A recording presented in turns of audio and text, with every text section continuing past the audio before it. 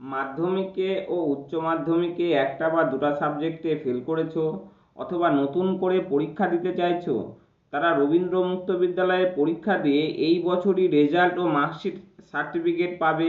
এই result marksheet certificate দিয়ে তোমরা ক্লাস 11-এ ভর্তি হতে পারবে এবং কলেজের ফার্স্ট ইয়ারে ভর্তি হতে পারবে। বছর নষ্ট হবে না।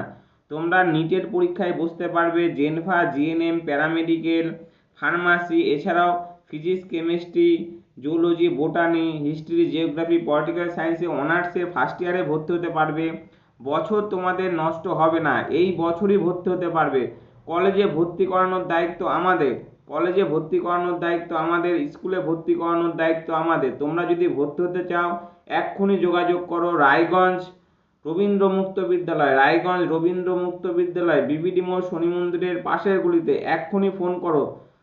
25 তারিখ ভর্তির লাস্ট ডেট।